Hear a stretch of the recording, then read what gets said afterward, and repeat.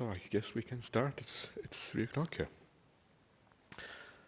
So today's sutta is called the Vamikka Sutta. It's translated here as the ant hill. And the reason I have chosen this sutta is simply because I don't think it has been done before. And we have done so many suttas of the Majjhima Nikaya that the ones that are left are kind of slightly obscure and slightly unusual suttas. So this one may look a bit, it looks kind of short, it's quite short, and it's a set of verses or set of kind of slightly cryptic sayings, which then are explained by the Buddha afterwards. And it's a sutta that you will very rarely hear, so for that reason it might be interesting in itself. But it is not, it's some of the things in here are a little bit obscure and not very clear exactly what they mean. So it's we'll see what happens as we go through this. Majjhima number 23, yeah, and the Vamikka Sutta 23, yeah. So we'll see what happens as we go through this.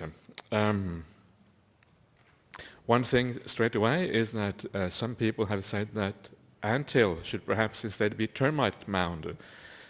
Because there is, towards the very end of the sutta, we will see that there is a snake living in this anthill termite mound. And apparently snakes don't live in anthills, but they can live in termite mounds apparently. So there is an argument here that actually means a termite mound rather than anthill.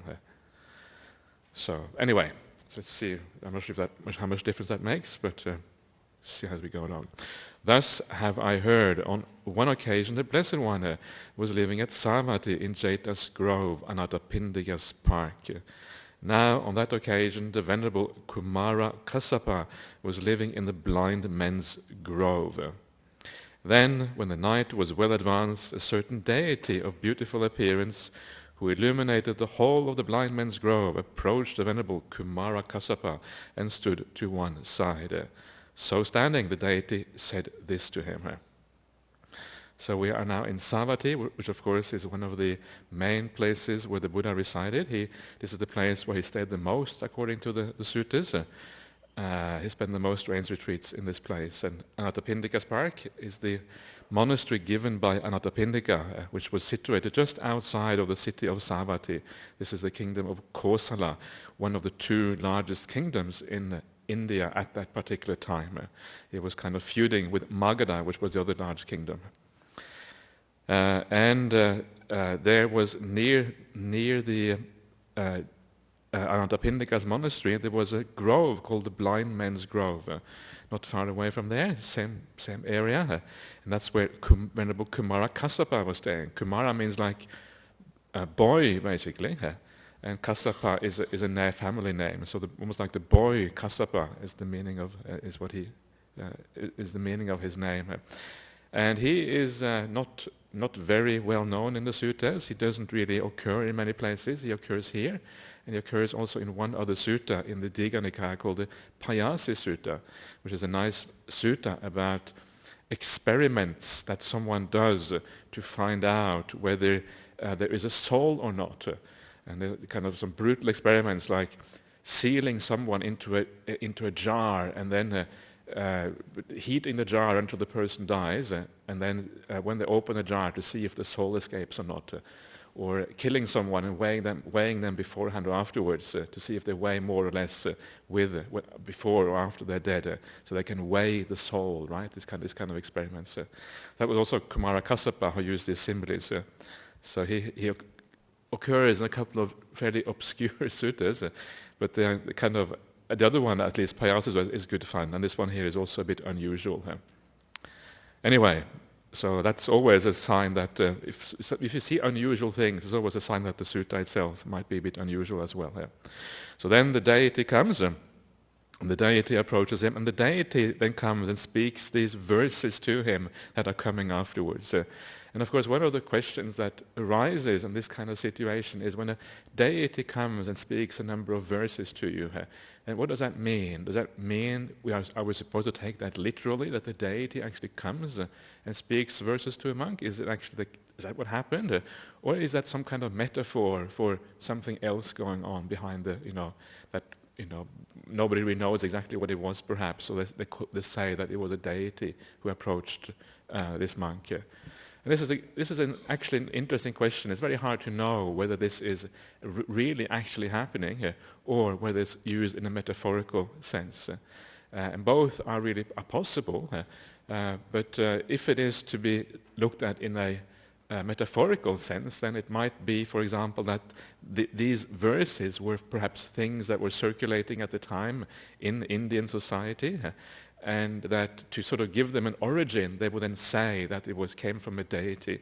And you will notice here that, and the reason for that may be to give them more authority, right? If they were just circulating among the ordinary population of India, then it's kind of random, nobody really knows what they were. But if they came from a deity, it's a bit more like they have a real authority to them because they came from something that is kind of a bit more awe-inspiring. If an ordinary person heard it was from a deity, they would think, wow, okay, must be important in that case. But if they heard it was just circulating among certain people, it might not have been very interesting or inspiring for people. So that's one possibility that it is just used in this metaphorical sense. And very often when you see this interaction between the deities and the people in the suttas in this way, it is very rare to see that in the actual text which the Buddha himself speaks, right? The suttas can often be divided into two aspects. One is the actual sutta, thing which is delivered by the Buddha or delivered by a monk or a nun. And then there is the narrative. The narrative is like the context, right? And the first two paragraphs here are like the narrative part.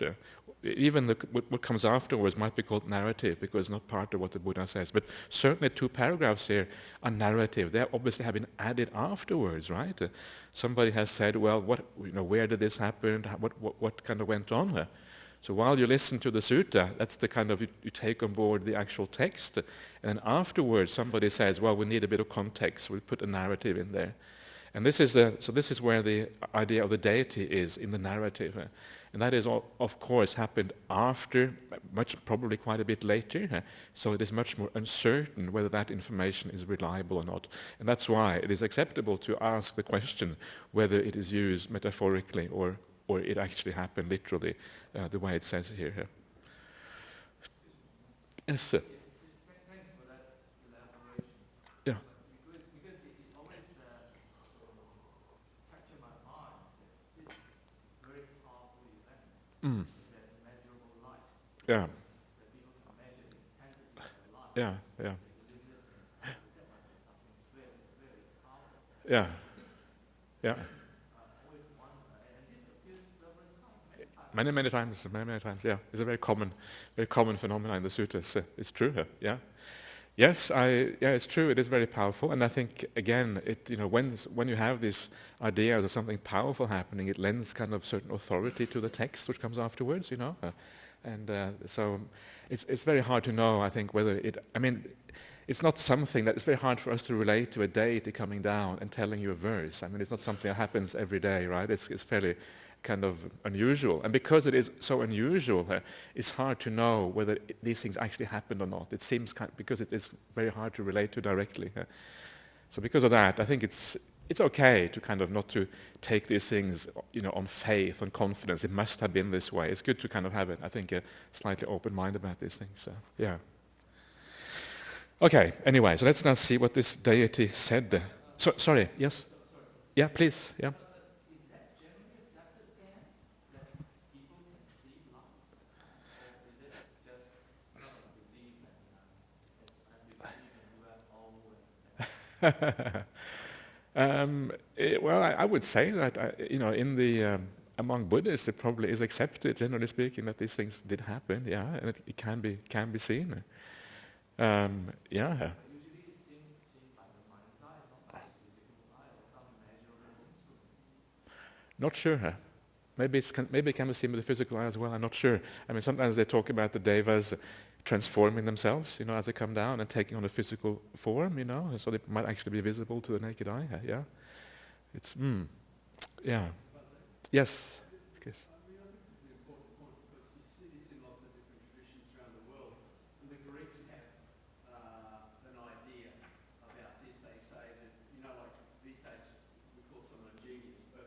Greeks used to talk about, I had Ah, yeah. And that idea is not uncommon with certain perspective of certain sort of forces within the mind or archetypal forces within the mind. There's some legends and these sorts of things. So that, does the thing appear in front of you as a hallucination?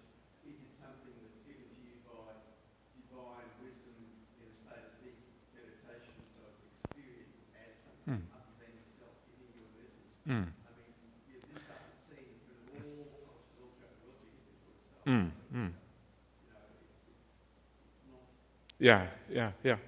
But things are complicated in Buddhism, because in Buddhism, there is an acceptance that there are, realms with these kind of beings. So the beings themselves are kind of already accepted, and they're part of the whole Buddhist idea that if you develop a mental state which is roughly equivalent to those beings, you will be reborn in that state, right? So they in a sense, they're already accepted as beings. In many of these other mythologies, whether the beings actually exist or not is much more uncertain. But for us, because they exist, it actually starts to become plausible that they might also come down. And that's why it is so hard to make the decision there. Whereas, whether Zeus and Apollo and these gods actually existed, that's kind of maybe they did, but it's kind of it is much more mythological in those places. Here, it is quite specifically said that these beings, are there in a sense, at least in one way. Is it conceptualized almost like your mind can be like a radio station? You can tune in certain frequencies where there are, you've got mundane reality, you've got other realities over and above that. Yeah. Certain levels of Yeah. sensitivity of mind. Yeah. Yeah, that's maybe a good way of looking at it. It's like a frequency, a different frequency, exactly, and you have to tune into the frequency, and you can kind of, I think that's a metaphor that Bhikkhu Bodhi uses. So, yeah. Okay, so this is what this deity says to the monk. Bhikkhu, this anthill fumes by night and flames by day. Thus spoke the Brahmin, delve with the knife, thou wise one. Delving with the knife, the wise one saw a bar, O venerable sir. The Brahmin, thus spoke the Brahmin. It's a bit cryptic, right? So we'll see soon what all this means, because you may think this is really strange. So don't despair straight away, and just hold on, and we'll see what it means afterwards. Thus spoke the Brahmin, throw out the bar, delve with the knife, thou wise one. Delving with the knife, the wise one saw a toad, O venerable sir. Thus spoke the Brahmin, throw out the toad, delve with a knife, thou wise one. Delving with a knife, the wise one saw a fork, O venerable sir. Thus spoke the Brahmin, throw out the fork, delve with a knife, thou wise one. Delving with a knife, the wise one saw a sieve, O venerable sir. It's a strange anthill. Thus spoke the Brahmin, throw out the sieve, delve with a knife, thou wise one. Delving with a knife, the wise one saw a tortoise, O venerable sir. Thus spoke the Brahmin, throw out the tortoise, delve with a knife, thou wise one. Delving with a knife, the wise one saw an axe and block, O venerable sir. Thus spoke the Brahmin, throw out the axe and block, delve with a knife, thou wise one. Delving with a knife, the wise one saw a piece of meat, O venerable sir. Thus spoke the Brahmin, throw out the piece of meat, delve with a knife, thou wise one. Delving with a knife, the wise one saw a naga serpent, like a dragon, O venerable sir. Thus spoke the Brahmin, leave the dragon, do not harm the dragon, honor the dragon, serpent, or the naga serpent. Bhikkhu, you should go to the Blessed One and ask him about this riddle. As the Blessed One tells you, so you should remember it. Bhikkhu, other than the Tathagata or a disciple of the Tathagata, or one who has learned it from them, I see no one in this world with its gods, its maras and its brahmas, in this generation with its recluses and brahmins, its princes and its people, whose explanation of this riddle might satisfy the mind. This is what was said by the Blessed One, by the deity, who thereupon vanished at once. So this is a kind of standard setup you see in the suttas. You see somebody saying something which is slightly unsure and uncertain, something which might be understood in many ways, and then the monk or the nun or whoever might go to the Buddha and ask for a meaning of what's happened. It's a very common way of setting up a sutta. And of course the idea here that the Buddha is the only one who can explain this obviously means who can only explain it from a Buddhist point of view, right? So you get the full, deep understanding in the Buddhist sense, obviously. That's what this refers to here. So the only one in the world, and the world meaning anyone, right? Including the gods and whatever, is what is meant here. Okay, so then what happens next comes the Kumara Kassapa actually goes to the Buddha. So then, when the night was over, the venerable Kumara Kassapa went to the Blessed One. After paying homage to him, he sat down at one side and told the Blessed One what had occurred. Then he asked, "Venerable Sir, what is the anthill? What is the fuming by night and the flaming by day? Who is the Brahmin? Who the wise one? What is the knife? What the delving? What the bar? What the toad? What the fork? What the sea? What the tortoise? What the axe and block? What the piece of meat? And what the naga serpent?" And then now we come to the explanation of all of these things as the Buddha explains them. Bhikkhu, the anthill or the termite mound is a symbol for this body, made of material form, consisting of the four great elements, procreated by a mother and father, built up out of boiled rice and porridge, and subject to impermanence, to being worn and rubbed away to dissolution and disintegration. So the anthill here, or the termite mound, is a symbol for the physical body here. And I think it's the only place in the suttas where this metaphor is used in this way, that the body, anthill is a metaphor for the body. I've never seen it anywhere else. So that's why I mean that this sutta is a little bit out of the ordinary. But perhaps the reason is, I don't know why, but perhaps the reason is that in the termite mound or an anthill, there's all this activity going on, right? There's all this kind of ants crawling around in little pathways, or termites crawling around in pathways. And it's a bit like the body. The body is always kind of busy as well. There's blood and things circulating in the body, and all kind of activity going in the body, digestion going on, and all kind of stuff happening here. And so the body is always like a heave of activity, just like a termite mound. And one of the reasons probably why we want to put the body behind us in meditation, because it has all this activity, which always is kind of disturbing, I suppose. Another thing with an anthill and a termite mound, if you see a slow a kind of slow exposure film of an anthill, you can see it's changing shape all the time because things are being added, right? The ants are bringing in new material, or in a termite mound, they're always building on kind of new modules or whatever it is, and adding things. So it's always changing shape, just like the body is always changing shape, right? You get a bit fatter, you get a bit slimmer, you get older, and things kind of start to wear away and all this kind of stuff. So if we saw a kind of slow exposure film of our body, we'd see it kind of changing shape all the time, just like an anthill perhaps. So maybe this is the reason why this, I don't know, maybe this is the reason why this particular picture is used, this particular metaphor. I'm not sure, but anyway, this is what is used here. And you have all these all this explanation here for what the body is, and all these explanations that you have here make it very clear that what is meant is the actual physical body, right? What we're talking about is a physical body. It's not some kind of mental body. There's different types of bodies in Buddhism. One is the physical body. Another one is the mind-made body, the kind of body that you have if you get reborn as a deva, right? You still have a body, but it's a different type of body than you have as a human being here. For example, you hear about people having near-death experience. And the simile used in the suttas, when you leave your body like that, it's like you're drawing a straw out of its sheath. And when you draw a straw out of its sheath, it's almost like you are drawing something which is the same out of, something which is the same gets drawn out of the kind of the old source where it came from. Or a snake which is abandoning its old skin, right? It still looks like the same snake, But so you draw it out, and this is how you create a mind-made body out of the ordinary body. And this is kind of interesting in Buddhism, that the bodies are not kind of limited to the physical realm of human beings. It's not just you have a body now, and then if you move into a spirit realm or you move into a deva realm or a god realm, you don't have a body. You still have a body, but it's mind-made, and it may look exactly like this one, but it has a different consistency, so to speak, because it is mind-made, etc. After death, Yeah. does an anagami have a body in the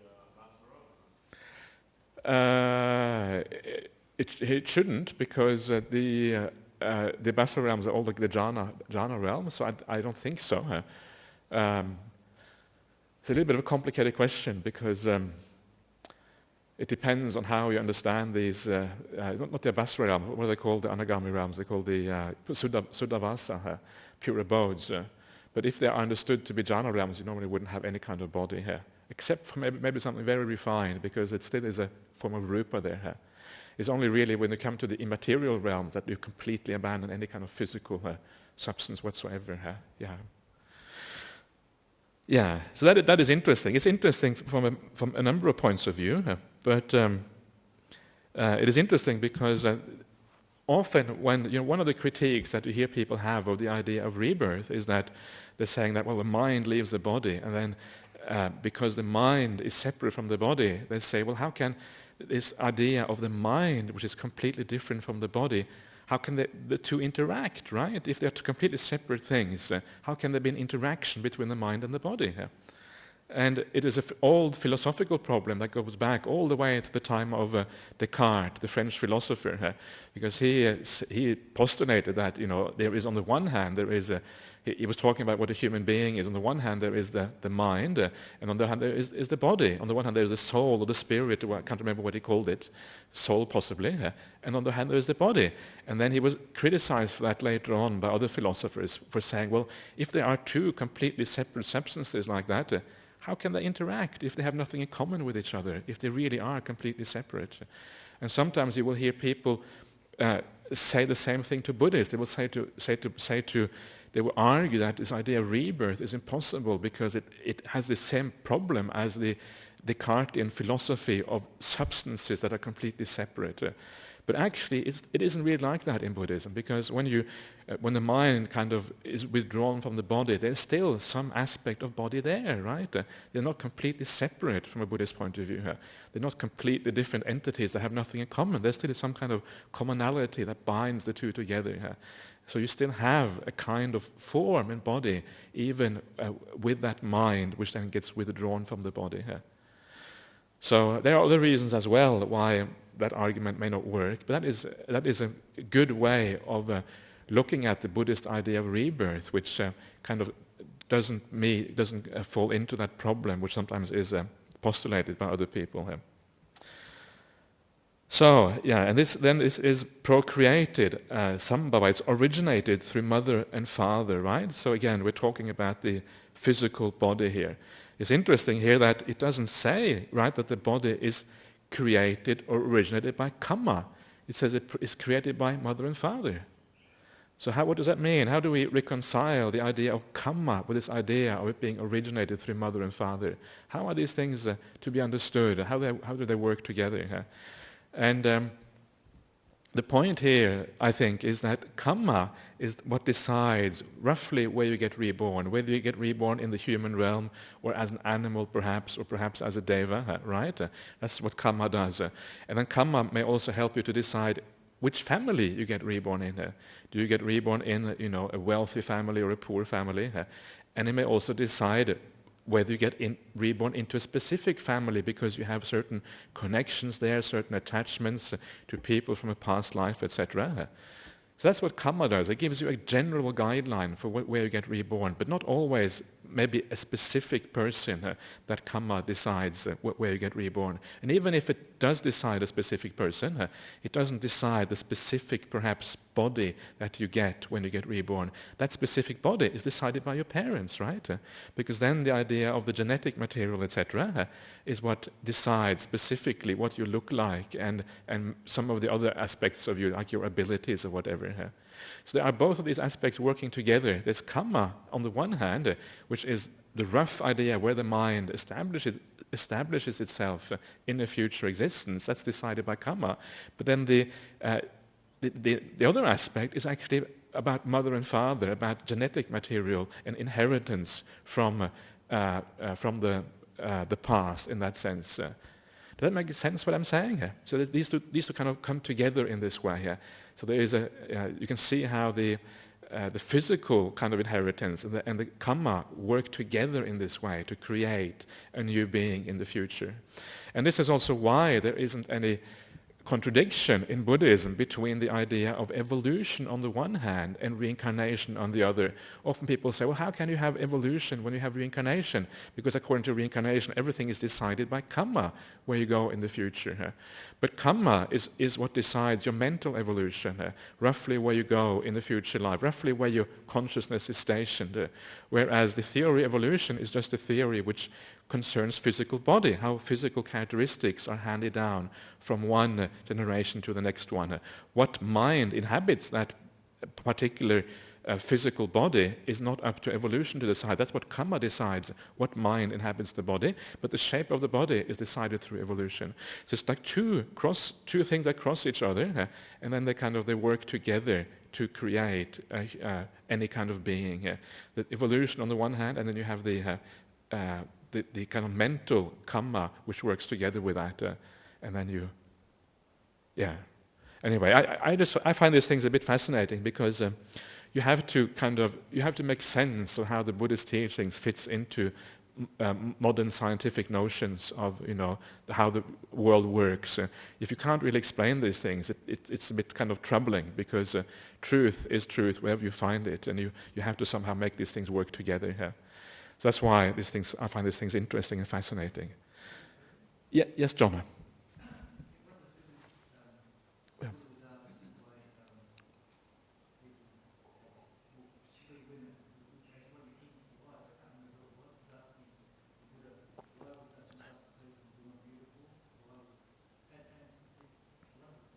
Yeah.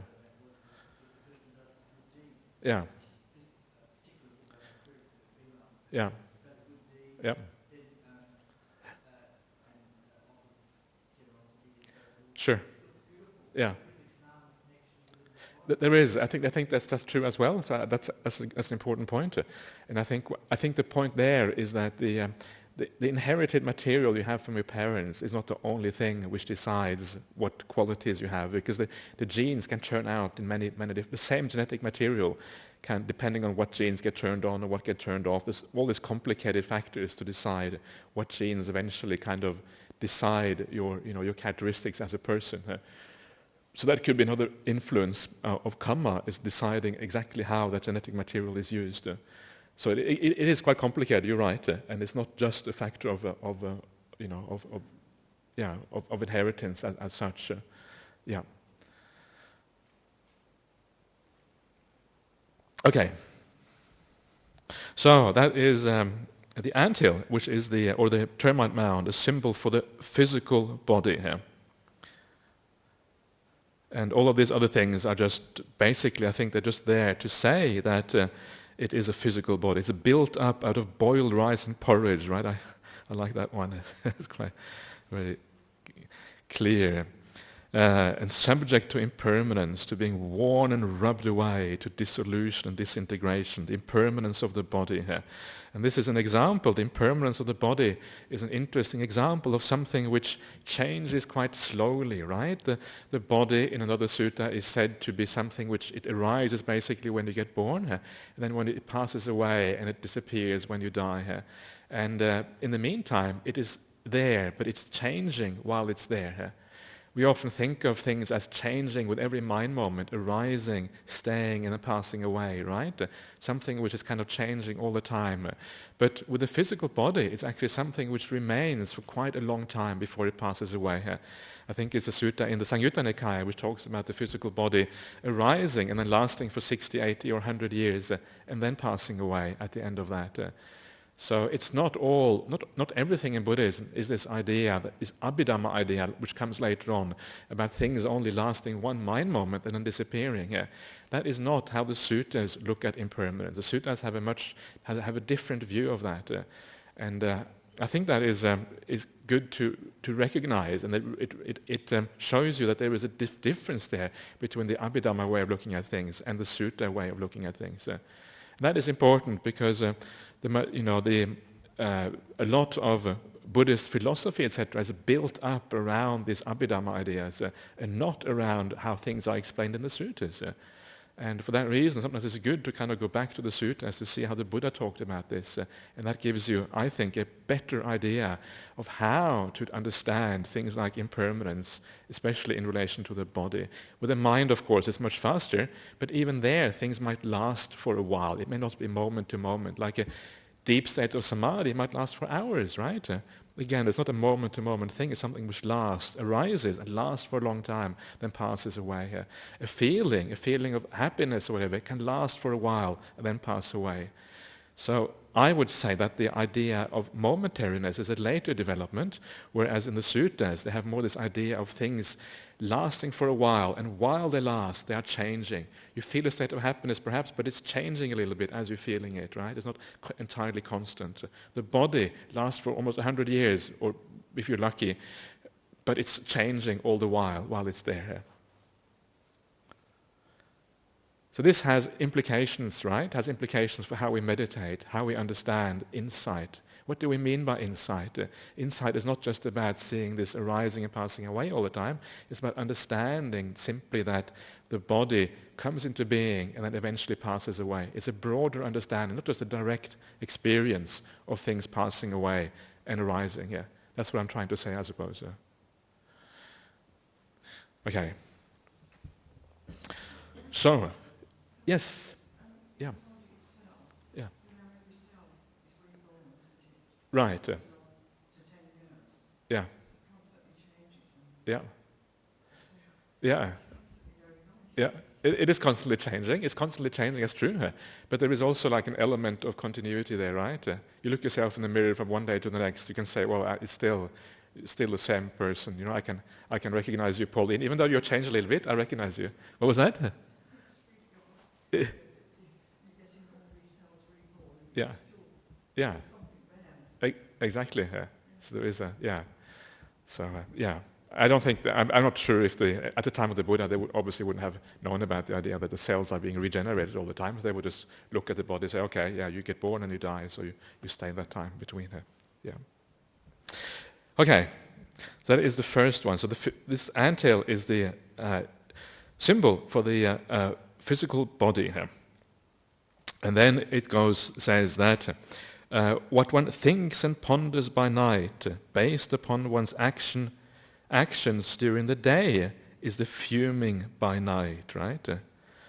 I'm sure you can recognize that. You recognize that the things that you dream about at night, or you think about in the evening or whatever, you think about all the things that happen during the day, right? All the things you have done, and they kind of come back to you.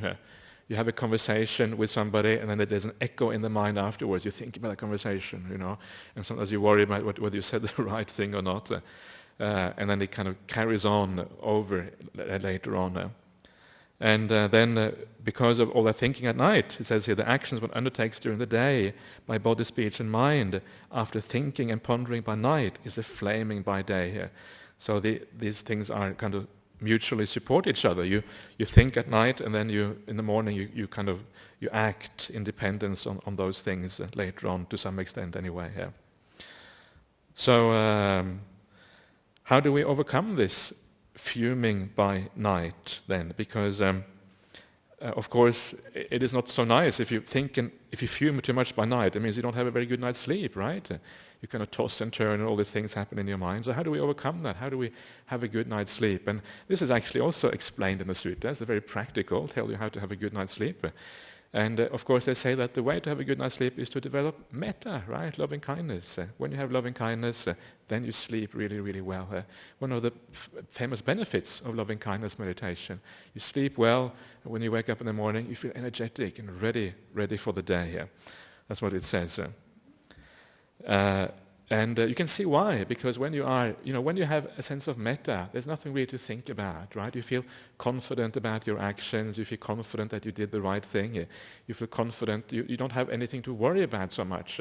So you can let go of things so easily when you have a sense of metta.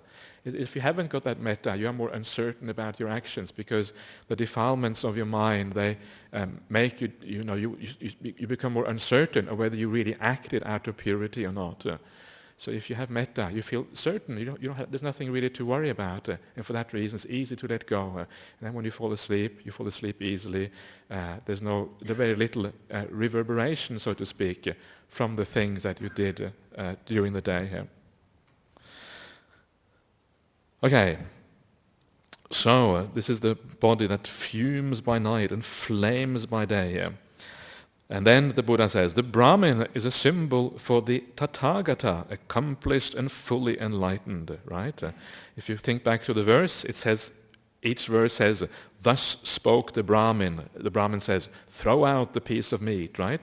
So the Brahmin is giving advice. So the Brahmin is acting as a teacher in those verses. So of course the teacher is the Tathagata, it's the Buddha. So the Buddha is here the one who teaches. That sort of makes sense. And the wise one is a symbol for a bhikkhu or anyone else in higher training. In other words, the arya, a person who has reached at least one stage of awakening, right? The stream enter or above. That's a symbol of the person here. So the wise one is the person the Buddha is speaking to. So the Brahmin says, listen, wise one, do this, throw out the piece of meat. So he's teaching here the arya. Of course, these teachings are true to everyone, not only for the Aryas. There's some aspect to these things that need to be done by all of us. In fact, you will see later on that it's not just for the Arya, this one. This is also a slightly broader teaching because it includes things like doubt. Now, doubt has already been overcome by the Arya, so it is already slightly broader than the Aryas. But the Aryan is, of course, the person who is fully able to take on board these teachings and practice them 100%. And that's why I think the Arya is mentioned here, because they have this ability to actually comply with these instructions. The knife is a symbol for noble wisdom. So noble wisdom, again, it shows that we are dealing with the Aryas, the noble people. That's why it's noble wisdom. So this is a bit like yoniso manasikara, right? The wise attention, the noble wisdom, the place and the attending in the right place, the ability to practice properly. So you have this sharpness with you. The knife is something very sharp. It's able to cut through the nonsense.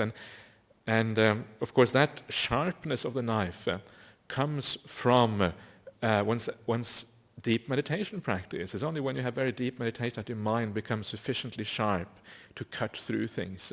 So it's samadhi, it is the jhanas that enable the mind to have this sharp wisdom. It's only then that it really becomes a knife. A knife is almost like a metaphor for samadhi here, because that is what is required to be able to see these things so clearly here. And that the delving is a symbol for the arousing of energy. You delve with a knife.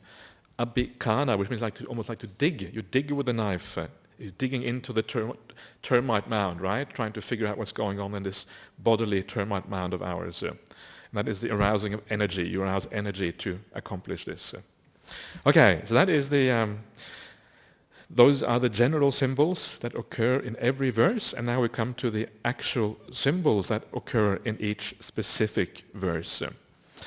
And the first one, the bar, is a symbol for ignorance. Throw out the bar, abandon ignorance, delve with a knife, thou wise one. This is the meaning here. So in the verse, the Buddha says, you delve into the termite mound, and when you delve into it, what you find is a bar, right? And when you find the bar, you should throw it out. And this means that you should chuck out ignorance, basically. So, and of course, the idea of a bar being symbol for ignorance is fairly obvious, right? A bar means you cannot move on. You are blocked, right? Something which stops you and hinders you from going somewhere. It bars you quite literally here. So because you are barred, you are stuck. And this is one of the symbols throughout the suttas of ignorance, or avidya is the word in Pali. Avidya being the opposite of vidya, which means understanding or seeing things clearly. And because you don't see things clearly, because you're not able to understand what the world is like, because you have wrong view, because everything is unclear or whatever, you are barred from making progress. There's a darkness inside of you, a darkness which doesn't see, and so it stops you from moving on. So ignorance is the biggest hindrance that we can have. We're all blocked and barred by ignorance from moving on. And it's quite scary, because sometimes you can feel that ignorance in yourself. You can feel that you can't really see, but you also don't know the way out, right? Because the very fact that you have ignorance means that you don't know the way out, because these things go together. Understanding the way out is already having a sense of wisdom. So it's very hard. That's why ignorance is such a massive obstacle, because you don't even know how to get rid of it. So throwing out ignorance basically means just that gradually you're moving on, kind of seeing the mind is kind of brightening up as you practice, right? You throw out the hindrances, you throw out things, and slowly you're able to elevate yourself out of that ignorance. And you may have seen that in your own life as you practice. It's like you are lifting yourself up, you get a higher perspective, and one day you understand that before I was ignorant, I didn't really understand my defilements. I didn't understand what was going on. Now I can see, right? Suddenly you can see something more. And this ignorance, then you kind of lifting yourself out. You're allowing your mind to soar up, so to speak, getting a bird's eye view of things, understanding things much better. And one of the crucial points at which ignorance is abandoned to a large extent is when you get samadhi for the first time. And samadhi is always explained in the suttas as this climbing a mountain and then seeing the landscape around you. Suddenly you have a bird's eye view. You see what's going on in samadhi. Before that, you have been trapped in the jungle of the senses. All you have are the five senses, right? The objects of the five senses. This is the thing that we are trapped in almost all the time. We're trapped. All we do is see, hear, from the moment you wake up in the morning to the moment you go to bed at night, and even while you dream. You're seeing and hearing and smelling and tasting and touching things, right? You're trapped. This is all we know. And then one day, you're able, through developing the mind, to get above that. And you can look down on the jungle of sense desire, on the jungle of sensory objects, on the jungle of the sensory world. And suddenly you understand. Now I understand why all that was suffering, why it was a problem, why I was trapped by these things, while I was shackled and tied and fettered by all these sensual objects and the sensual desires in me. And this is like the first time that you start to kind of move out of ignorance and you start to see things more clearly. It is actually, it's a gradual moving out, but at that point it becomes very clear. And this is the problem, that the delusion, the ignorance is very, very strong and very powerful. And it takes a long time. But one of the things the Buddha says in the suttas, which is quite nice, and that is where he says that there's two different types of ignorance, in a sense. And one is the person who is ignorant but doesn't understand that they're ignorant. And of course, if you are ignorant and you have no clue that you're ignorant, even if you might even think you're wise, while you actually you haven't got a clue what's going on. This is quite common, right? I think we all probably have that to some extent. We think we're wise, but actually we don't really know what's happening here. But then there's a person who is ignorant and has some kind of grasp that they actually are ignorant. They have some kind of understanding. And the Buddha says very nicely that the person who understands that they're ignorant, well, at least they're wise to that extent, right? Because you understand that there is a problem. So that means that you can do something about it. But if you don't even understand there's a problem, well, basically you're trapped. And this is the part of this, of course, then it becomes a really massive problem. And then there is the problem of what do we mean here by ignorance? I've already given you some idea, but that it means, for example, getting the perspective you have in samadhi. But there is also a more specific meaning of ignorance in the suttas. And this is, if you understand the word behind ignorance here is avidya in Pali. Now avidya means literally non-vidya. And vidya means to understand things. It means to see the world as it actually is. And in the suttas, there is the te vidya, the three knowledges. And the three knowledges are always remembering your past lives, seeing how karma operates from life to life. And the last one is penetrating to full awakening, right? These are the three vijjas in the suttas. And avijja here must then be the opposite of that, right? A is a negative, meaning like un or non-knowledge, non-understanding. So avijja is, can mean many things, but it specifically means that non-seeing of past lives, non-seeing of the laws of karma, and the non-awakening experience. That's specifically what it means. So ignorance may not be a very good translation, because it actually means a lack of understanding of the world as it actually is. That's really what it means. It's fascinating, isn't it, that this is what it meant by ignorance. This is what it means by kind of having a lack of insight or understanding. Are these things, right? Often we think of Buddhism as sitting down and watching things kind of rising and passing away or whatever, and we get insight that way. But actually the real insight, the one that really matters, are these three knowledges I've been talking about. So we throw out the ignorance, and of course ignorance is actually the most profound of the problems on the spiritual path. So usually it's the last thing you throw out. When you fully throw out ignorance, that's when you reach the full awakening here. So that is one of the little bit of the strange things in this sutta. It's not really ordered very nicely. It has ignorance first, but usually ignorance would be the last thing here. And there are some Chinese parallels to this sutta as well. This sutta exists in many different versions. And in the other versions, the sequence is different, right? It doesn't have the same sequence. But none of the sequences make all that much sense from a systematic point of view. So it's a bit strange. I would have felt it more natural if you had the ignorance coming towards the end. But anyway, that's the way things sometimes are here. Okay. So there you are. That's the first one. Throw out the bar. Everybody happy with the bar and ignorance? Yeah? Yes? Yeah.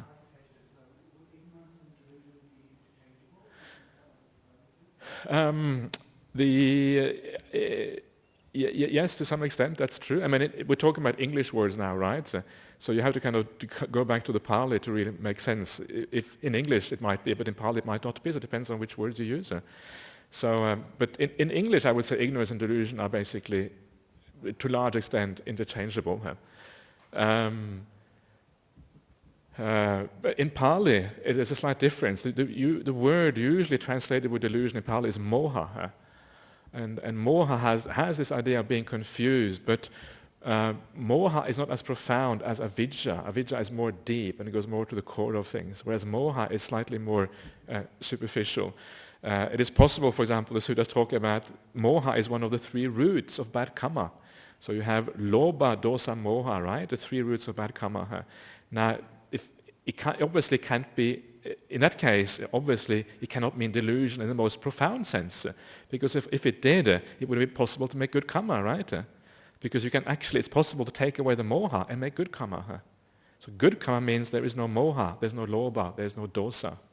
So in that sense, moha, delusion, yes, but it means more, in that case, it means more like confusion, more like an ordinary state of mind that you have, which is confused, which is dull perhaps, which is restless, which just doesn't understand what's going on, right? So that's the usual meaning of moha in the suttas, the normal meaning. It can, but sometimes these words are also a bit flexible. They might mean different things in different contexts. That complicates things again, right? So it's not, But anyway, but avidya is the most profound, the deepest sense in which this is used, Okay.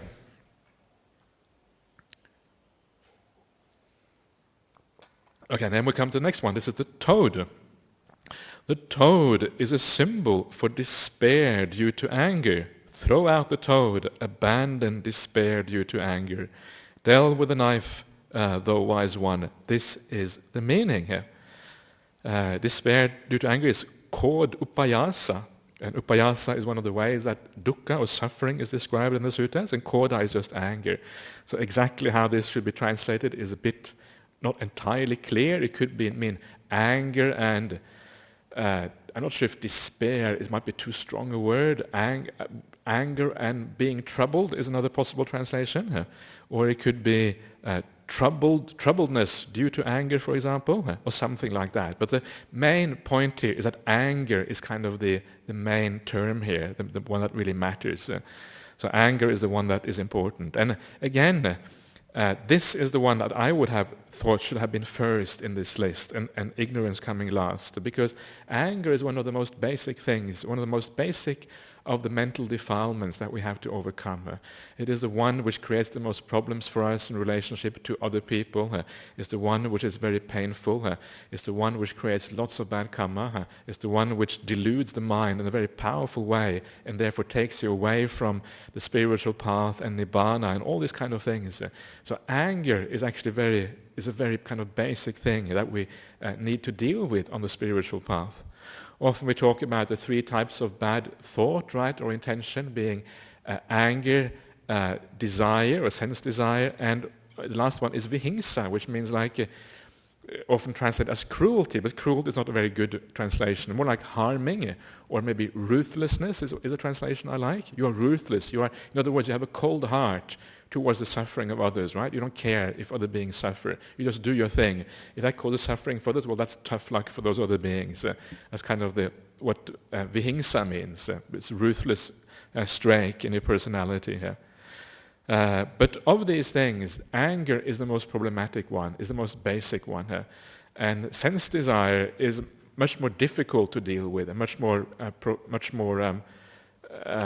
profound and much deeper. So anger is more basic and much more important to deal with that. So that's why I think that is singled out in this way, because it needs to be worked on quite quickly. Okay, so it's interesting, the symbol here is a toad, right? Toad is usually considered an ugly animal. Toad, particularly in kind of European mythology with the princess and the toad and that kind of those kind of stories. You're supposed to kiss the frog or kiss the toad, and then the toad turns into a prince. But it's kind of repulsive to kiss a frog or a toad, right? So you have to overcome that repulsion to be able to get the prince. So the toad is something ugly, and this of course ties in with the idea of anger, right? Anger makes you ugly person. Often it makes your features ugly, but it also makes you repulsive to other people. People don't like angry people. It makes you kind of, I want to stay away from that person. It's just unpleasant to be around someone who is angry. So the toad metaphor there, I think, is quite apt. It makes good sense. And the bar metaphor for ignorance also very apt and makes good sense. Next one is the fork. The fork is a symbol for doubt. Throw out the fork, abandon doubt. Delve with a knife, though wise one. This is the meaning here. And of course, the fork, this is here a fork with two prongs, right? Two kind of, what are they called? Tines, what are they called? So two things. It's a forked path with two possible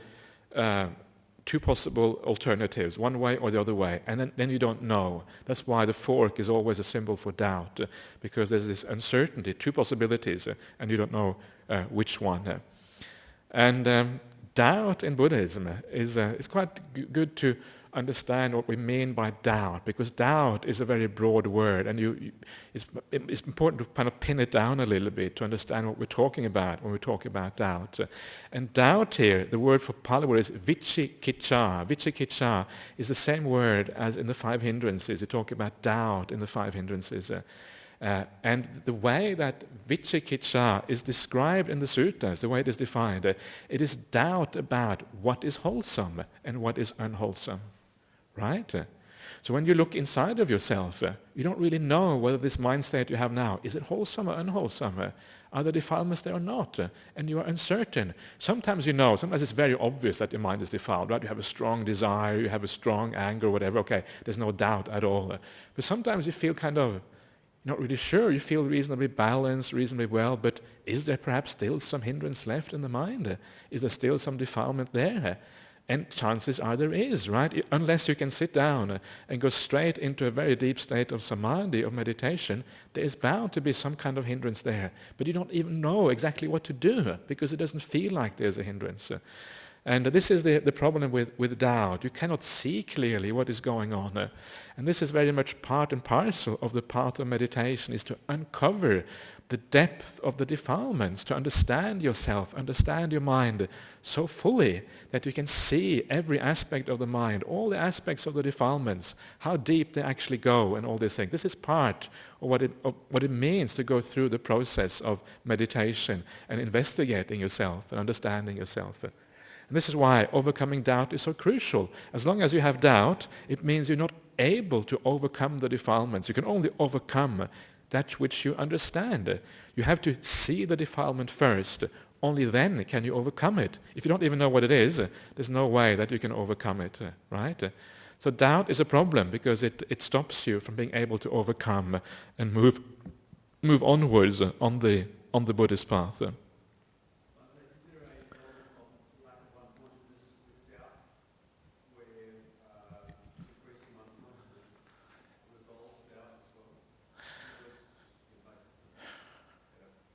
Well, yeah.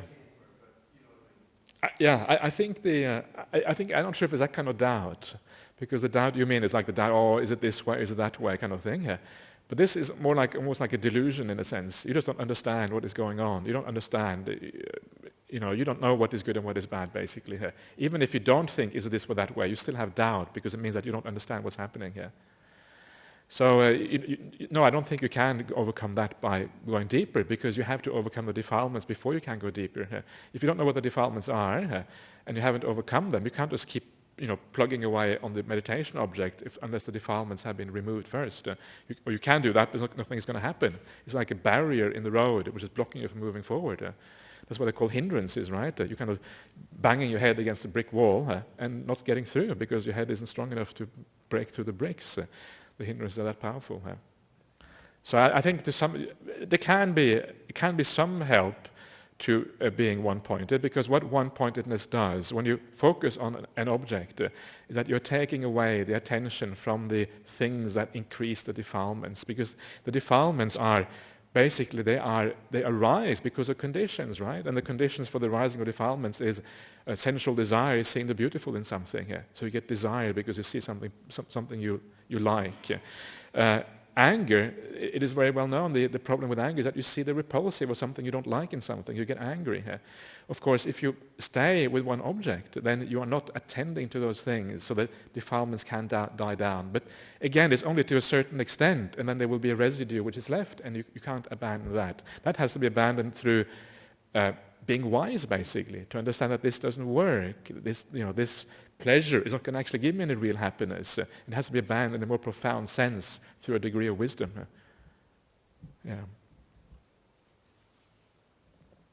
Okay, so that is doubt, specifically the doubt about what is wholesome, what is unwholesome, and to specifically understand your own mind, what in me is wholesome, what is unwholesome, so that you can work with that and you can overcome these things. And they are usually, in the end, they always overcome through wisdom. Wisdom is what overcomes defilements.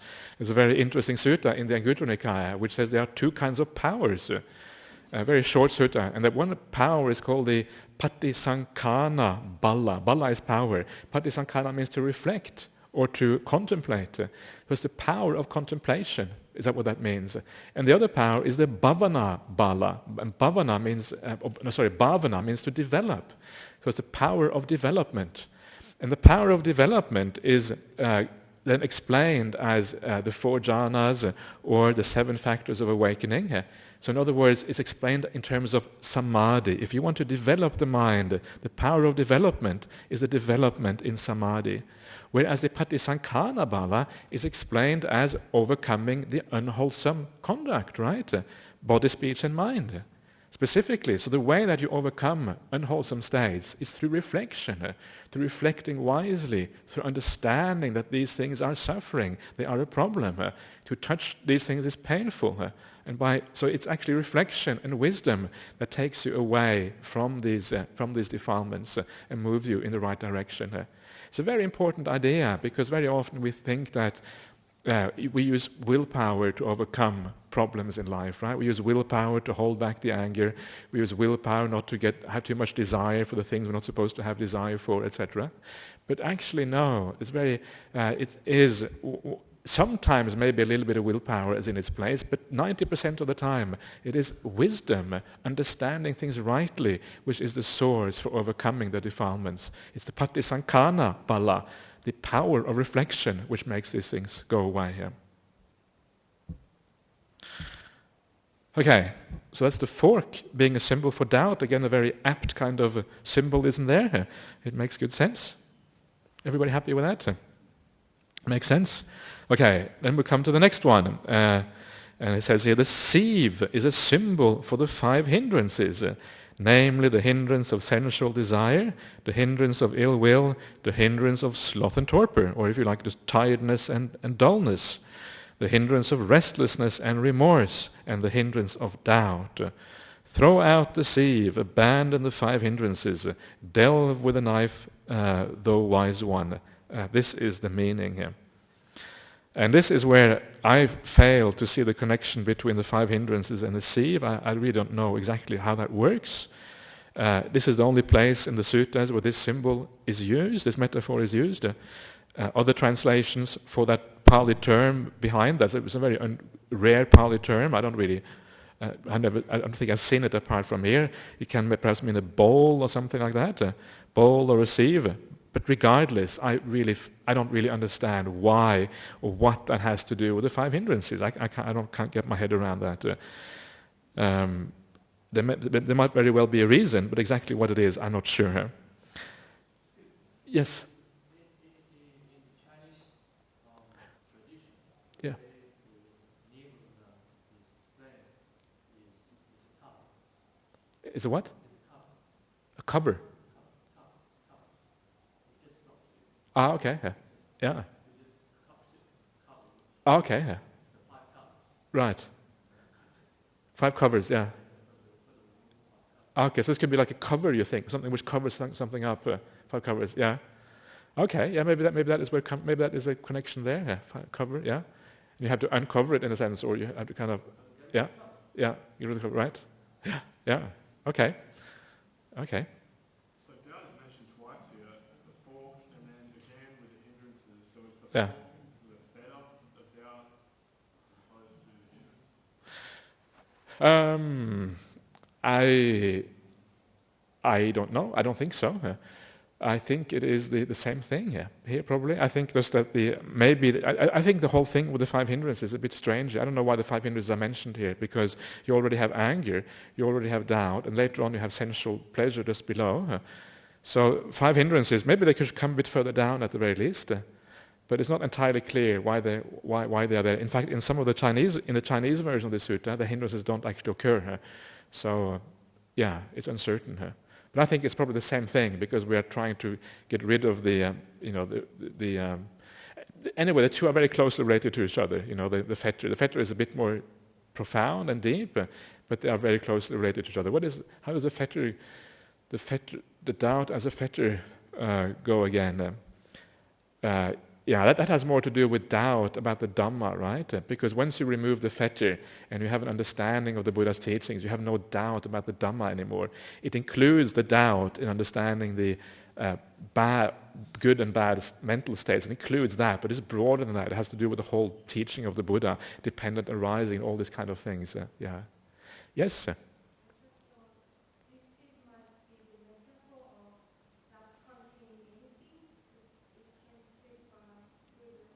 Yeah. Possibly, yeah. It's like the mind is just leaking instead of you kind of being contained inside of yourself and just being complete within yourself. You leak out into the world, perhaps, something like that. Yeah. These are possibilities, but these are all. Okay, anyway, so these are the 5 hindrances. And again, just very briefly, remember that there is a sequence here, right? The most important of these hindrances, the most difficult one, is sensual desire. This is the overarching one. And that is the one which ultimately is the one, when you give that up, the rest of it tends to fall apart, and then the samadhi becomes available. But in practical respects, the most important one is probably the second one, ill will, because that's the one we can deal with usually straight away. Just 1 second, Nicholas, I'll get back to you. And then the hindrances of sloth or tiredness, etc., and restlessness and remorse, these are more like secondary hindrances, and they are very largely dependent on the first 2. So there's the first 2 that we mostly need to deal with. That's actually quite an important insight, right? Often people say, how do we deal with tiredness and restlessness in meditation practice? But very often there isn't that much you can do about it, because the root cause is actually desire or some kind of ill will which lies behind that. That is really the root cause. What we need to deal with is go back to the root, and then these lesser hindrances will tend to be overcome as a consequence. And doubt, the last one, has to be overcome by investigation, investigating your mind, finding out for yourself what is wholesome, what isn't, by coming to understand these things. Nicholas.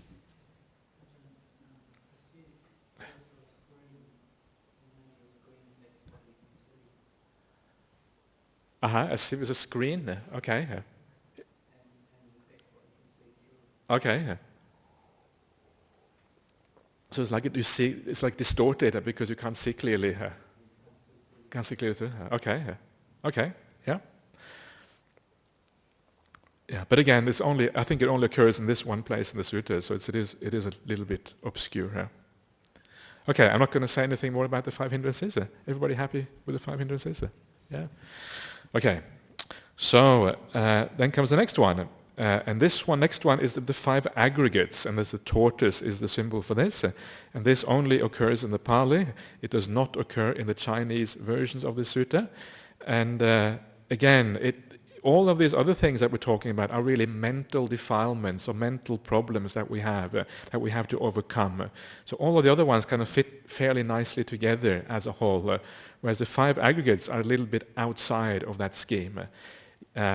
And the difference is that with the 5 aggregates, yes, you have to throw them out in a certain way, but the mental defilements have literally to be abandoned. You actually have to abandon them quite literally, and they disappear entirely. But the way you abandon the 5 aggregates is a different way. You don't actually get rid of the 5 aggregates. You still have a body, you still have a mind after you become an awakened or an arahant. But the way you abandon those is precisely by abandoning the defilements of the mind. When you abandon the defilements, you abandon the aggregates because you no longer have a sense of ownership or attachment or desire for them. And that is how they actually are overcome. So it's actually the abandoning of the defilements, the abandoning of the other stuff in this list, which causes the giving up of the aggregates as well. So it's a slightly different way of abandoning, if you understand what I'm trying to say here. Anyway, let's see what the Buddha says here. The tortoise is a symbol for the 5 aggregates affected by clinging, namely the material form aggregate affected by clinging, the feeling aggregate affected by clinging, the perception aggregate affected by clinging, the formations aggregate affected by clinging, and the consciousness aggregate affected by clinging. Throw out the tortoise, abandon the 5 aggregates affected by clinging. Delve with a knife, thou wise one. This is the meaning here. So the tortoise here, the reason the tortoise is a symbol for the 5 aggregates is that the tortoise, when it stretches, the tortoise is inside the shell and it stretches out its limbs, right? And when it stretches out the limbs, you have 2 front legs, 2 back legs, and then you have the head in the front. So it's 5 limbs that the tortoise has. So this seems to be the reason why this is a symbol for the 5 aggregates. The 5 aggregates, just very briefly, the importance of these things in the Buddhist teachings this is not really so much a doctrine or something that you just kind of take. This is remember that the teachings of the Buddha are very practical teachings, right? They have a very specific purpose to move you towards awakening. So there is a reason why the Buddha teaches the 5 aggregates in this way. It is not just a kind of a philosophical idea of how we are made up as humans, anything like that. It's very practical, pragmatic. And the reason why he teaches these 5 things is because this is where we tend to hold on to. This is what we tend to cling to as being me and mine, right? This is where we have attachments in these particular areas. So if you want to overcome those attachments, if you want to overcome the holding on to this, what you take to be yourself, this is what you have to investigate. And that's why the Buddha teaches this. It's not just some kind of philosophical framework. It's very important to remember that. All the teachings of the Buddha are very pragmatic. They're very practical. They have a purpose. It's not just some kind of mental construct without practical reasons.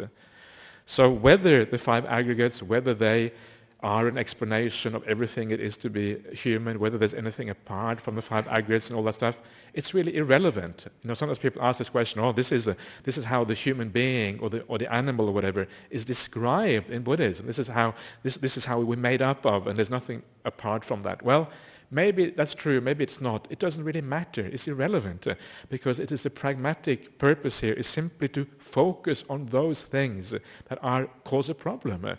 Those things where you have an attachment, those things where you have a desire. That is the purpose of this. It's not a purpose to create a scheme or set up some philosophical structure that explains reality in all its details. That's not the point here. So remember this, the practical side of these things. I'll get back to you, Peter. I'll just finish this one first. So how then can we understand these aggregates in a practical way? I'm sure all of you already know about the 5 aggregates. They're kind of one of the most common teachings you will hear about as a Buddhist. But one of the ways to understand these things in a pragmatic and practical way is to understand them through your own meditation experience. What happens when you meditate? And remember, we're talking about the 5 aggregates, about talking about them, understanding them means to understand them in terms of the 3 characteristics, right? Impermanence, suffering, and non-self. That's how we try to understand all of these aggregates. So when you meditate, what happens to your physical body? You start to become peaceful, and when you become peaceful, you start to see that your physical body it's almost like it fades away a little bit, right? If you feel tense or you feel very restless or whatever, or agitated, your physical body is very prominent because it's causing you a certain amount of suffering and problems, right? Tension is a state of suffering. You feel tense. But a body which is really relaxed, which doesn't cause you any suffering, any problem, it's like it fades away. It's not important anymore. It doesn't actually impact on you because there's no business to be done in that body. In the same way, if you get a lot of pleasure through the body, then of course the body is important again because it provides pleasure for you. But once you take away the pleasure side and you take away the suffering side, the body becomes irrelevant, right? Who cares about the body? It doesn't give you any trouble, doesn't give you any happiness. That's why it starts to fade away in meditation. So this is what we mean by the body being impermanent, right? The body starts to fade away. Disappear. It doesn't impact on your consciousness anymore. It doesn't leave an imprint on your mind. It starts to disappear as you meditate. And then as the deeper you go in meditation, the less of the body there is. Sometimes all you have left is the breath, right? The last part of the meditation being the breath. And then even that disappears, and eventually the body is completely gone. So this is how you start to understand this aggregate of the body. It's through direct experience. It's not some kind of, again, philosophy or something you need to think too much about. But the best way is to understand it through the experience you have in your meditation practice. And then, of course, what you realize is that when the body is gone, it's happy, right? Wow, the body is gone. What happiness it is not to have a body anymore. And this, of course, means that you start to understand the suffering of the body. There's a problem there, right? When it's gone, it's much better. So you start to understand the suffering. You understand impermanence, then you understand suffering. And, of course, the very fact that it is gone, that you can leave these things behind, that is something you don't have to own, it doesn't have to always be there, also means it's non-self. The body is not something which you have to hold on to. It's something which disappears and it's gone. Okay, so it can't be a self. A self is something which always has to be there. So this is how you understand these aggregates. And then the feeling aggregate is a similar kind of thing here. As your meditation deepens, certain feelings start to disappear, right? And other feelings start to arise. The feelings that start to disappear are the feelings of pain in life. The deeper your meditation is, the less painful feelings you have, the less dukkha feelings you have. The dukkha in the body fades away, right? Some of the pain in the mind, as you let go of the past and the future, some of the pain in the mind starts to pass away. And the further you go, and then you have happiness and joy arising instead. So certain feelings are anicca, impermanent, they disappear, while other feelings arise, right? So feelings are changing, they are impermanent. And then as you move through the meditation process, more and more of the coarse feelings disappear, more and more refined feelings appear in your meditation practice. It's a gradual moving through feelings changing, anicca, the dukkha of certain feelings. You start to see the dukkha of certain feelings, while other feelings are starting to appear as happiness. And only later on will you understand that even those feelings too are dukkha. And then you start to see also the non-self of these feelings, right? You understand that they are impermanent, disappearing. You don't need this suffering. The suffering isn't who you are. Suffering can be left behind, according to the Buddha's teachings. So again, you can see the aggregate of feeling, experience it directly through your meditation practice and see how things change. This is how we deal with these 5 aggregates. It's important to make it pragmatic and practical, otherwise it loses its meaning. Perception, again, a very similar kind of thing. Perception is a very, very broad aggregate. I don't like the word aggregate. It's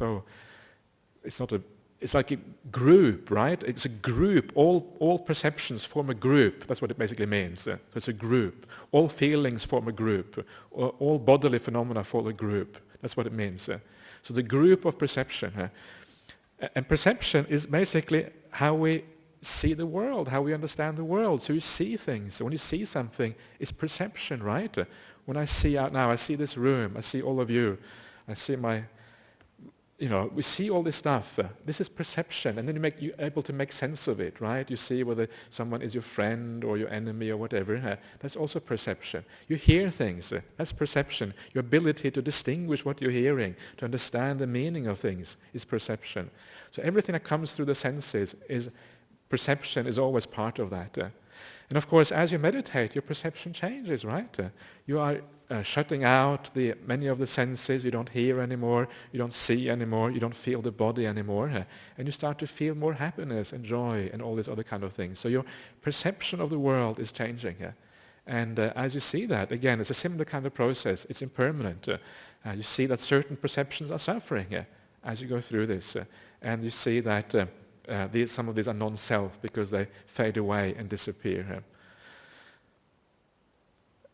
So that is the perception. Same thing with here is called the formations aggregate. Again, formations aggregate, sankhara, it means the will, it means the doer, it means the volition, the intention inside. And you can see the same thing with the intention inside, how intention becomes more and more peaceful as your mind becomes peaceful. You will less and less, you desire less and less, the mind is moving less and less, until one day it becomes completely still, and all movement of the mind, all sankhara is stilled, right? Sabbe sankhara samatha, the calming of all sankharas. The mind is perfectly still. And then you realize that the will itself is impermanent, right? One day it's gone, it's no longer there. It's impermanent. Not only is it gone, but it's happiness when it's gone. So it's suffering. It's non-self, because when it's gone, you're still there in a sense. There's something else is there, but the will is gone. So it must be non-self. And the last one is consciousness. The same thing again. Consciousness is a consciousness of the 6 senses, and you can start to see the fading away of consciousness by simply seeing that the senses are disappearing one by one. And also that consciousness is becoming more and more refined. Again, it is impermanent. You see that when the consciousness disappears, it's happiness, so consciousness must be suffering. And again, it's non-self, because the disappearance is possible. So this is how to deal with these 5 aggregates in a practical way, in a pragmatic way, to deal with it in a way that actually makes sense. Otherwise, they become theoretical things, right? It's almost like I believe in the 5 aggregates or whatever, but that is not the point, right? This becomes like a dogma. It's not a dogma. It's a very pragmatical thing. Okay, So, did you want to ask anything, Peter? Or Sankara. yeah. So there's like a crossover into perception, like we perceive Sankara. Yeah. But perception is a very broad thing. So you can perceive sankhara, you perceive feelings, you perceive everything. So perception is very broad. Perception can almost include everything else. But the other things are singled out because they are very important subcategories that need to be singled out in their own right. Yeah. Yes.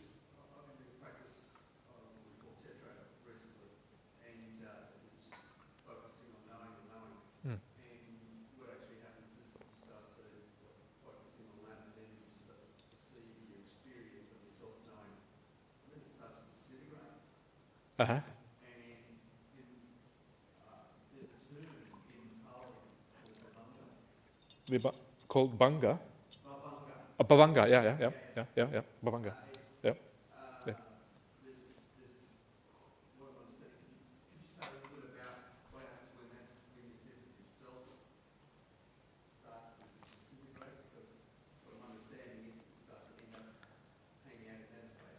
There's no you there. It's just the experience of void.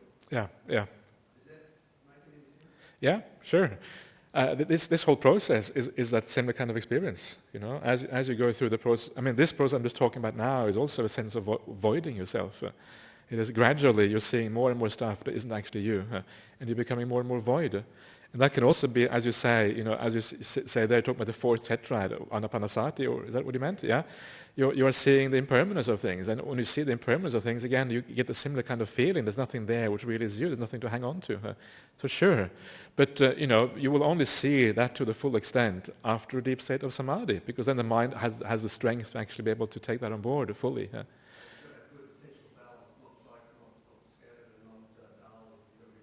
Yeah, it could be incredibly sharp. Yeah, exactly. So that's when you can see those to the full extent. But that's good. That's perfectly valid. And what you're seeing is quite right. You're seeing kind of these things, and sometimes it gets a bit scary, right? Does it get scary sometimes?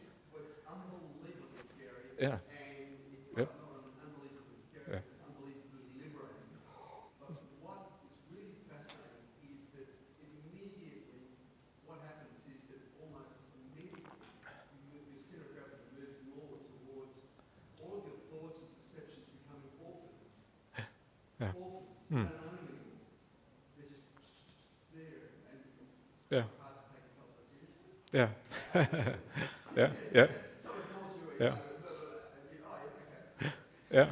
Right. Yeah. Good. Yeah. No, that's exactly. So that's yeah. Sure. But yeah. So, but this can be very profound, and the reason why you're scared is because the mind isn't stable enough in that situation. The more profound your samadhi is, the less scared you will be, because you have something very strong to lean on while you do that. And yeah. It seems to be two sides of the coin. It's both great fear and great bliss. And you've got to have a sense of seeing the emptiness of both of those. Great fear and great bliss. And I seem to sort of go together, because I've noticed that as I experience more bliss in deep meditation, I have the capacity to feel really, really like psychologically disintegrated, like I'm having a slow nervous breakdown. Yeah. And it's okay. Yeah. Okay. Okay. Yeah. Okay. Good. Okay. Anyone else? Nobody else. Okay. So that's is it just a brief thing about the 5 aggregates? Just to kind of bring them into reality instead of just being these kind of categories that we talk about. Okay. So now we are moving towards the end here. The next one is the axe and block, is a symbol for the 5 chords of sensual pleasure, forms cognizable by the eye that are wished for, desired, agreeable and likable, connected with sensual desire and provocative of lust. Sounds cognizable by the ear, odors cognizable by the nose, flavors cognizable by the tongue, tangibles cognizable by the body that are wished for, desired, agreeable and likable, connected with sensual desires and provocative of lust. Throw out the axe and block. Abandon the 5 chords of sensual pleasure. Delve with the knife, thou wise one. This is the meaning here. So here again we're back to the five hindrances, the five hindrances here being the sensual world that you are attached to. And here it has the simile here, or the metaphor is the axe and block. In other places this is translated as the slaughterhouse. So I'm not sure exactly which one should be understood. And I'm not entirely sure the exact meaning of this simile here, but it could simply be that, it could be the fact that as long as you are attached to the sensuality of the world, you are going to go, this is one of the strongest attachments to samsara, and you're going to continue around in birth and death all the time, right? Being slaughtered from life to life, being put on the chopping block and then axed as a consequence. And this could be the meaning here. There is a nice simile elsewhere in the sutta, the simile of the cow that is led to the slaughterhouse, right? And the simile is that human beings are just like a cow led to a slaughterhouse. Every step you take in life, every move you make, you're one step closer to death. Just like the cow being led to the slaughterhouse, every step she makes, she's one step closer to death. It's a very powerful simile here. Every movement she makes is one step closer to the slaughterhouse, and she's being led towards the slaughterhouse. Our lives are the same. Every time you say something, every word you say, you are one word closer to death, right? So, and it's a nice way of thinking about things. It kind of makes things clear. So this is what I think is the simile here, what is meant here.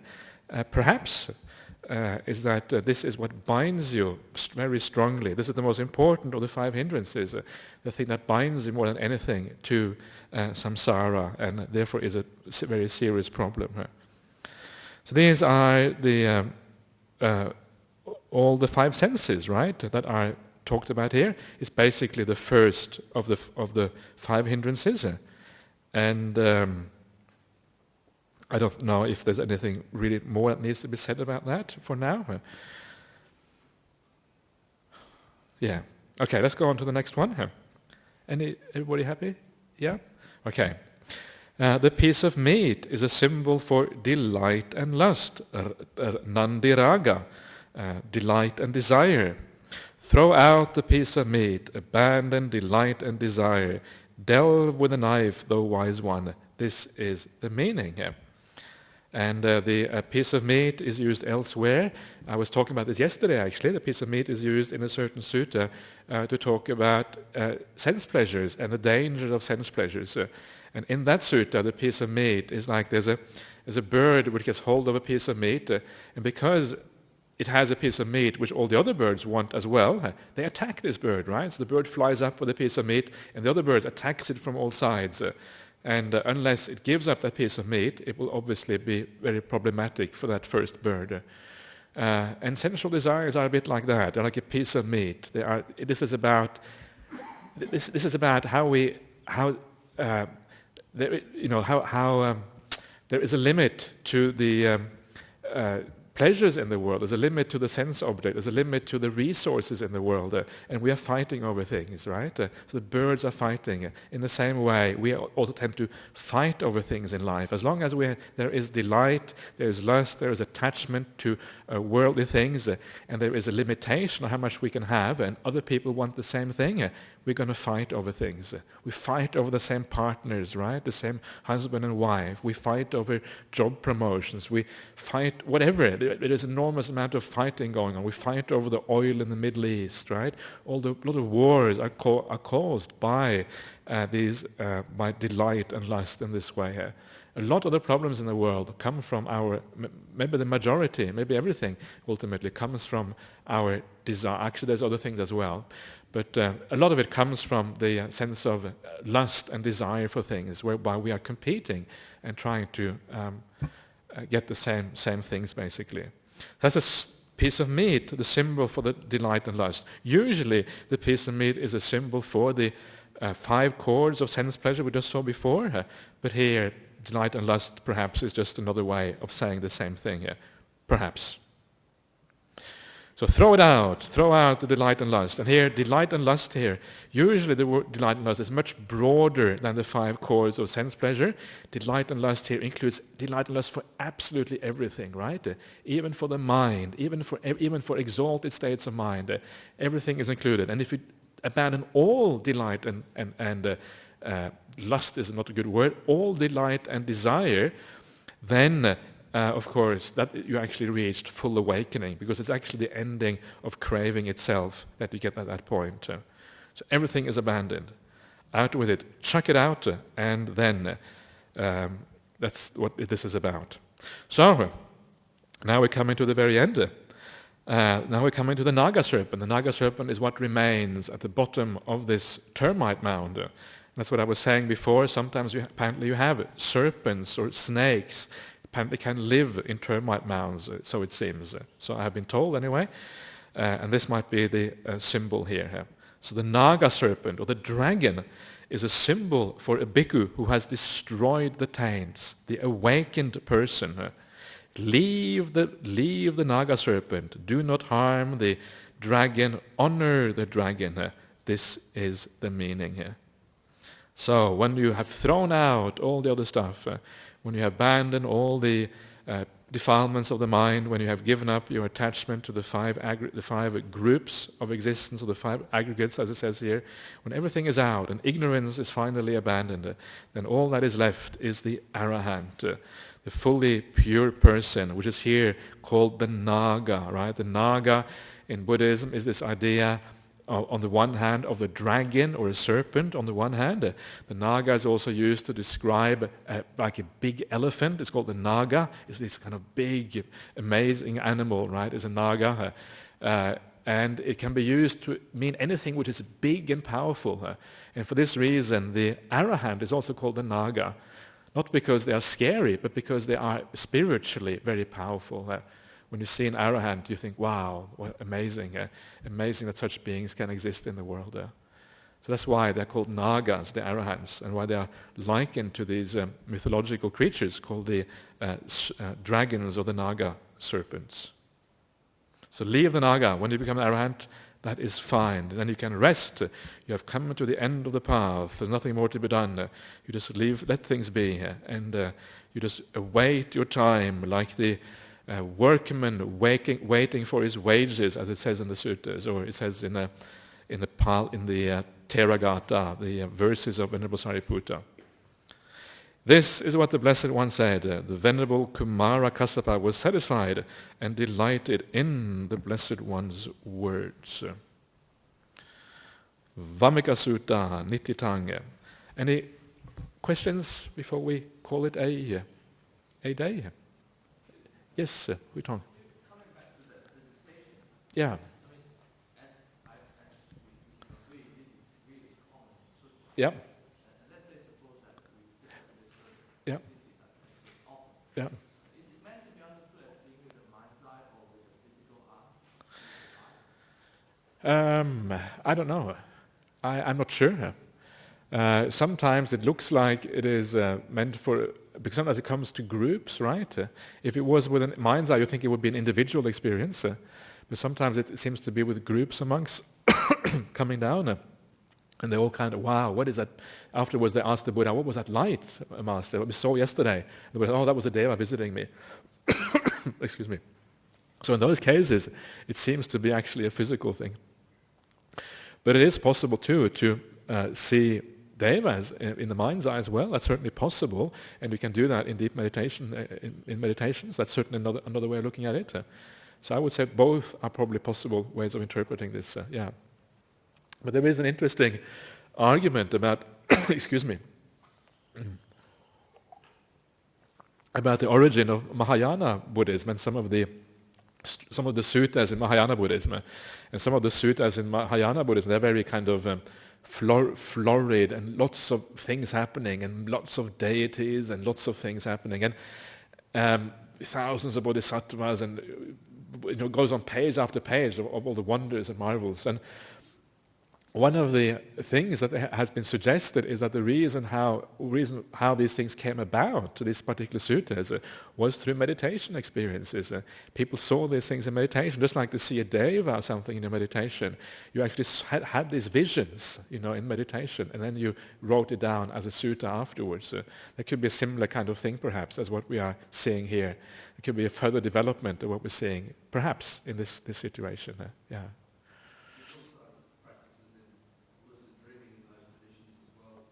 Yeah. Yeah. Yeah. Yeah. Yes. You mentioned earlier on that this may have been a common ceremony outside of Buddhism. Yeah. Is there any basis for Not really. No, just a random comment. I'm just trying to make sense of it. This is a suggestion that has been made of some other things that are found in the suttas, that they may have come from outside of Buddhism. And sometimes you do see that. You see that there is a general verse or something that was around at the time of the Buddha, that the Buddha then would rewrite or reinterpret in such a way that it made sense from a Buddhist point of view. So this actually happened. So it's not entirely unthinkable that that may have happened. Yeah.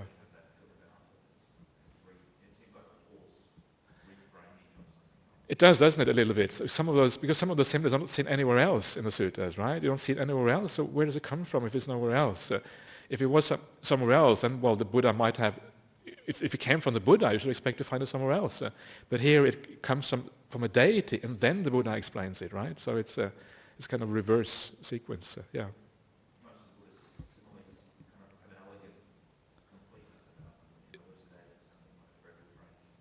Yeah. Yeah, some of the. I love the similes and the metaphors used by the Buddha. Some of them are so powerful and so incredibly strong, and they're worth a lot of reflecting. Actually, the similes, because they bring things alive. And the Buddha is a master of similes. There's so many beautiful similes in there. So yeah. Yes. Yes. Uh-huh. Yeah.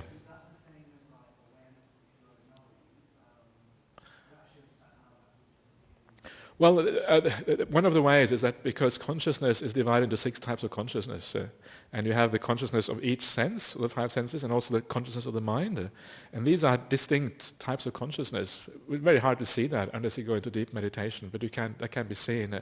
So when the sight disappears completely, that aspect of consciousness is gone. So one aspect of knowing, of awareness itself, has actually disappeared. And then as you, so that is really how you see these things happening. And of course, ultimately, you go to a state where all consciousness is gone, right? It's all disappeared.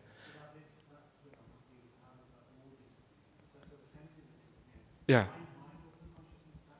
That can disappear as well, yeah. In the end, that too disappears. So you have this state which is called the cessation of perception and feeling in Buddhism, where everything disappears. And you come out afterwards and you feel blissed out. That was the best experience you ever had. Everything was gone. Yeah. It's kind of paradoxical. That's why these things are so profound. Sometimes you wonder, this is just really strange stuff. Yeah. Okay. Everybody happy here? Yeah. Okay. So let's pay our respect to the Buddha Dhamma Sangha.